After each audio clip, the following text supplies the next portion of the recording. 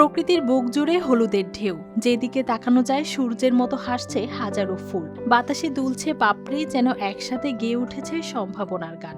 এই দৃশ্য শুধু সৌন্দর্যের নয়, বদলে যাওয়ারও গল্প। কুড়িগ্রামে বিকল্প ফসল হিসেবে দিন দিন জনপ্রিয় হয়ে উঠেছে সূর্যমুখী চাষ। কম খরচ, কম ঝুঁকি আর ভালো দামের আশায় ধান পাট ছেড়ে অনেক কৃষকই এখন ঝুঁকছেন এই ফসলের দিকে। কুড়িগ্রামের রাজারহাট উপজেলার পীর মামুদ গ্রামে 1 একর জমিতে সূর্যমুখী চাষ করে নতুন সম্ভাবনার পথ দেখিয়েছেন ঠাকুর দাস ও তার ছেলে জ্যোতি দাস। অঘ্রায়ণের শেষে প্রায় আর কি, অঘ্রায়ণের শেষে এটা চাষ করছি এবং এই চৈত্রি মাসে এটা হয়ে যাবে, এই চৈত্রি মাসে এটা উঠে যাবে এবং এর ভিতরে পুষ্ট পুষ্ট দানা থাকবে এবং এইটা যখন আমরা মেশিনে দেবো তখন সেখান থেকে তেল হবে। আমি আগে আরো করছি, তবে এত পরিসরে নয়, এই 5% সেখানে মোটামুটি হয়েছে আর কি, আমাদের বেশ কিছুদিনের খাবার তেল হয়েছে। আগে যেখানে ধান বা পাট চাষে লোকসান হতো, সেখানে এখন সূর্যমুখী এনে দিয়েছে লাভের মুখ। কম সেচ, কম কীটনাশক আর স্বল্প সময় উৎপাদন হওয়া এই ফসল কৃষকের কাছে হয়ে উঠছে লাভজনক বিকল্প। বাজারে তেলের ভালো দাম থাকায় লাভের সম্ভাবনাও বেশি।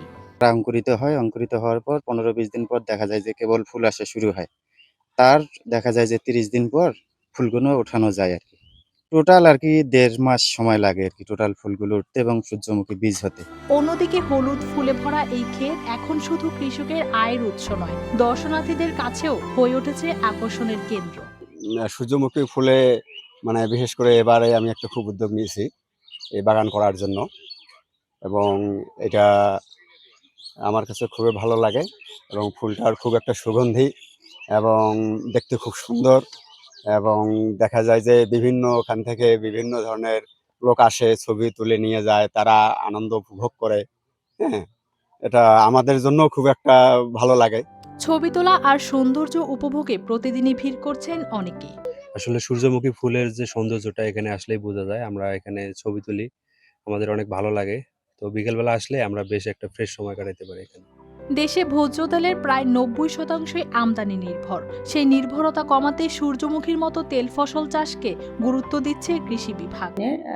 আমাদের একজন কৃষক আছেন, ঠাকুর দাস নাম।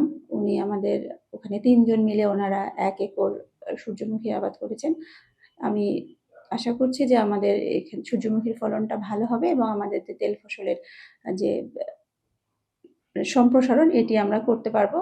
আর আগে তেল ভাঙানোর একটু সমস্যা ছিল, এখন যে সরিষার তেল ভাঙানোর যে মেশিনগুলো আছে সেখানে সূর্যমুখীর তেল ভাঙা সম্ভব হচ্ছে। আমরা কৃষককে উদ্বুদ্ধ করার চেষ্টা করছি যাতে তারা সূর্যমুখীর আবাদটা সম্প্রসারণ করে। সংশ্লিষ্টদের আশা, সঠিক পরিচর্যা ও বাজারজাতকরণ নিশ্চিত করা গেলে সূর্যমুখী চাষ শুধু কৃষকের ভাগ্যই বদলাবে না, দেশের ভোজ্য তেলের চাহিদা পূরণও রাখতে পারে গুরুত্বপূর্ণ ভূমিকা।